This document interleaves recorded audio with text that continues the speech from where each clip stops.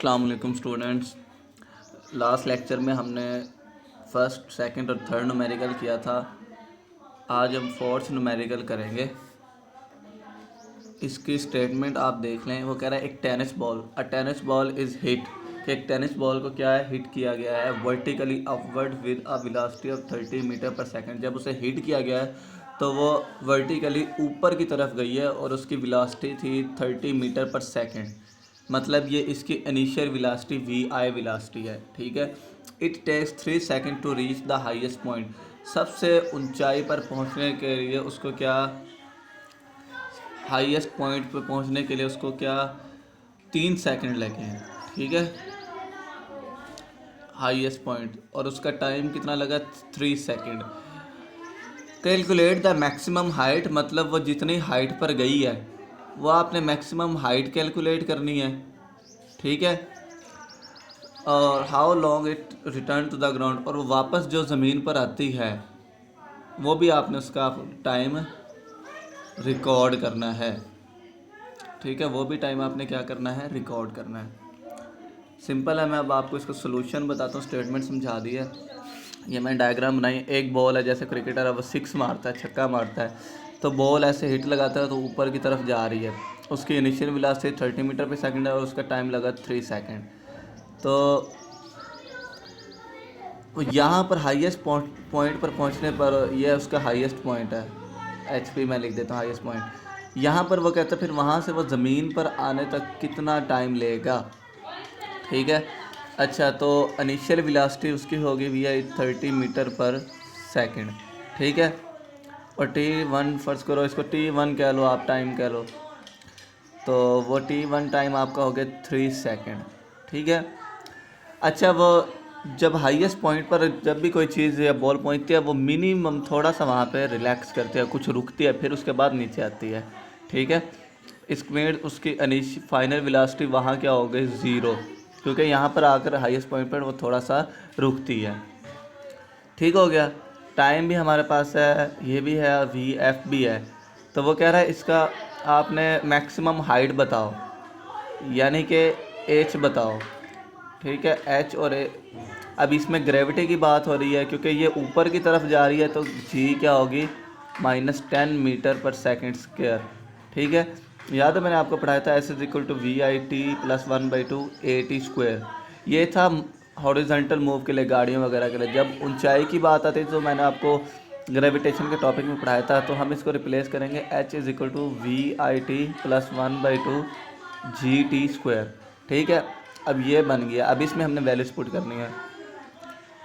तो H = VI हमारे पास है 30 और T हमारे पास है 3 + 1/2 G की वैल्यू आ गई -10 और T का स्क्वायर 3। ठीक हो गया। H = ये हो गया 90 प्लस ये 25 -5 × 9। तो H = 90 प्लस इंटू -45 आ जाएगा। H = 90 - 45, तो H = क्या आ गया, 45 मीटर। ये इसकी हाइट होगी, मतलब जितनी हाइट बची 45 मीटर।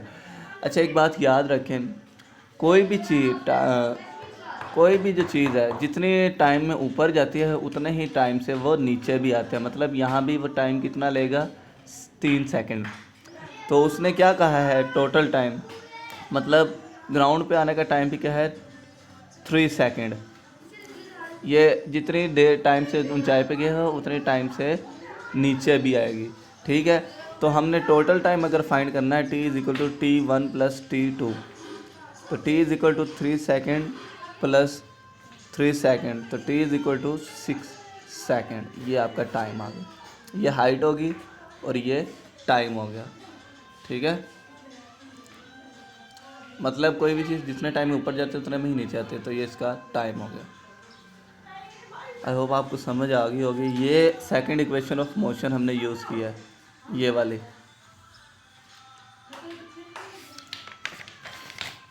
अब 2.5 का सलूशन करते हैं हम। वो कह रहा है a car moves with uniform velocity 40 metre per second. कि कार मूव करनी है 40 मीटर पर सेकंड से, इसका मतलब वो उसकी इनिशियल वेलोसिटी है we i 40 metre per second. ठीक है, 45 सेकंड, टाइम क्या हो गया 5 सेकंड। ठीक है, it comes to rest in from next 10 second with uniform deceleration. मतलब वो क्या कह रहा है,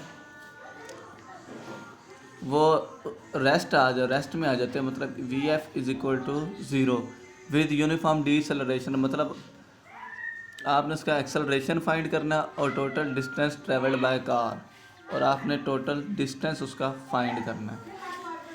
ठीक है, तो इसको हम स्टार्ट करते हैं। अच्छा जी, ये मैंने आप लोगों के मतलब ये नोट्स भी डाउनलोड किए हैं, ये मैं आप लोगों के साथ शेयर कर दूंगा। ठीक है,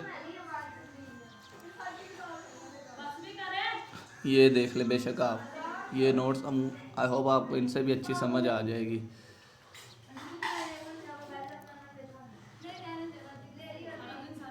अच्छा जी,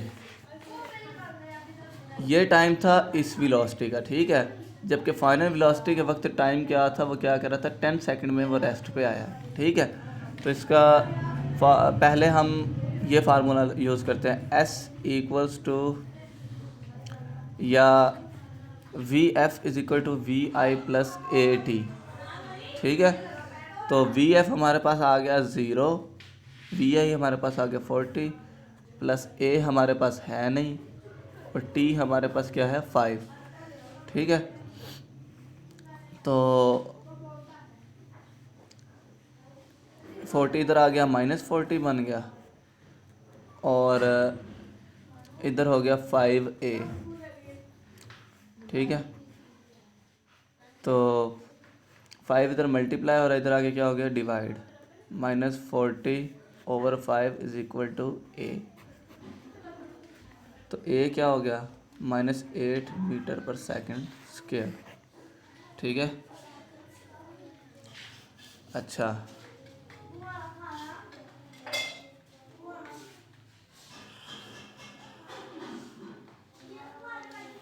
ये 8 तो निकलता है इस वेलोसिटी के हिसाब से इसके, लेकिन मैंने ये सॉल्व इसलिए किया ताकि आपको पता लगे, लेकिन हमने ये हाफ़ डिस्टेंस है, हमने हाफ़ डिस्टेंस का एक्सेलरेशन फाइंड नहीं करना। ठीक है, तो इसको हम क्या करेंगे, निगलेक्ट या इग्नोर आप कह दें। ठीक है, ये सिर्फ रफ अमल था आपको समझाने के लिए। तो अब हमने टोटल का डीसेलरेशन मालूम करना है, तो हम टाइम ये वाला यूज़ करेंगे 10 सेकंड। टाइम कौन सा यूज़ करेंगे, ये वाला 10 सेकंड। तो v f is equal to v i plus a t, v f zero है और ये 40 प्लस ए इंटू 10, तो -40 इज़ इक्वल टू 10a, और a बराबर हो गया -4 मीटर पर सेकंड स्क्वायर। ठीक हो गया, अब ये देखें यहाँ पे भी यही निकला हुआ है -4 मीटर पर सेकंड स्क्वायर। ठीक है, तो अब हमने इसका टोटल डिस्टेंस फाइंड करना है, तो वो कैसे करेंगे। अच्छा जी, पहले हम उसका इस वेलोसिटी के हिसाब से डिस्टेंस फाइंड करते हैं, जिसको हम s is equal to S1 plus S2, और S1 क्या होगा v i multiply by t, ये वाला टाइम। ठीक है, तो S1 is equal to v i 40 multiply by 5, तो S1 is equal to 200 metre, ये उसका ये डिस्टेंस आ गया। उसके बाद हम यूज़ करेंगे using third equation of motion के 2AF is equal to V F square minus V I का स्क्वायर। तो 2 इंटू ए हमारे पास आ गया -4, और S2 का इसको नाम दे लें, तो S2 हमारे पास नहीं है, वी एफ है 0 का स्क्वायर, और वी आई क्या है 40 का स्क्वायर। ठीक है, तो ये -8S2 हो गया, और इधर -40 का स्क्वायर कितना होता है, 40 का स्क्वायर हो गया -1600, ये इससे कैंसिल हो गया, तो 1600 को आप 8 से डिवाइड कर दें, तो ये S2 भी आपका आ जाएगा 200 मीटर। तो S is equal to S1 plus S2, तो S is equal to 200 plus 200, S is equal to 400 metre. ये आपका आंसर है टोटल डिस्टेंस। फिर देख लें कि उसने कहा था इनिशियल वेलोसिटी टाइम 5 सेकंड है, वो फाइनल वेलोसिटी उसकी 0 है, मतलब वो रेस्ट में आ जाता है, रुक जाता है जब उसका टाइम 10 सेकंड होता है।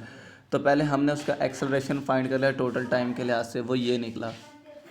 फिर हमने उसका इस टाइम के लिहाज से डिस्टेंस फाइंड किया 5 सेकंड पे।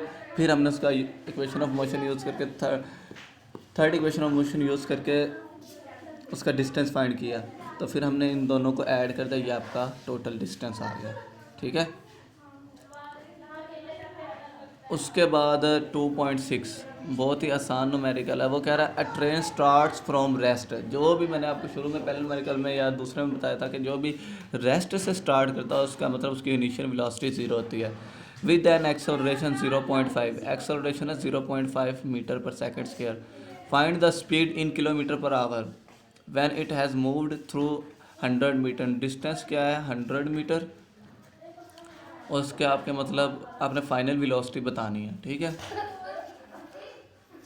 तो हम इसमें अब टाइम हमारे पास नहीं है तो फर्स्ट इक्वेशन ऑफ मोशन नहीं लग सकती, लेकिन ये तो लग सकती है 2AS is equal to VF² minus VI²। 2 into A की वैल्यू होगी 0.5, S हो गया 100, VF हमारे पास है नहीं जो हमने फाइनल, और VI क्या हो गया 0। तो 2 मल्टीप्लाई बाय 0.5 मल्टीप्लाई बाय 100, तो ये आपका 100 ही आ जाएगा इज इक्वल टू VF का स्क्वायर। तो ये अगर आप अंडर रूट ले लें तो VF इज इक्वल टू क्या आ जाएगा 10 मीटर पर सेकंड। ठीक है। अब इसको हमने 10 मीटर पर सेकंड है, लेकिन उसने किस में कहा किलोमीटर फी घंटा में। तो VF इज इक्वल टू 10 को मल्टीप्लाई बाय 1/1000 और इसके डिवाइज़र में 1/3 अंडर 3600। जैसे आपको याद है हमने किया था 36 किलोमीटर पर आवर को 30 मल्टीप्लाई बाय 1000 डिवाइडेड बाय 3600। जब हमने बड़ी से छोटी में जाना है तो मल्टीप्लाई करना है। ठीक है। और इधर हम क्या कर रहे हैं देखो, डिवाइड कर रहे हैं। जब आप इसको इससे सॉल्व करेंगे तो ये VF आपके पास हो जाएगा 36 किलोमीटर पर आवर। ठीक है। जब मीटर पर सेकंड से किलोमीटर पर आवर में जाते हैं तो 1/1000 से और डिवाइड 1/336 से करते हैं। ठीक है। और जब किलोमीटर पर घंटा में फी पर आवर से मीटर पर सेकंड में जाते हैं तो मल्टीप्लाई 1000 और डिवाइडेड बाय 3600 करते हैं। तो ये आपका आंसर है। ये आपको इनको नोट को कर लीजिएगा और नीट एंड क्लीन नोट कीजिएगा। कोई मुश्किल हो तो पूछ लीजिएगा। ओके, अल्लाह हाफिज़।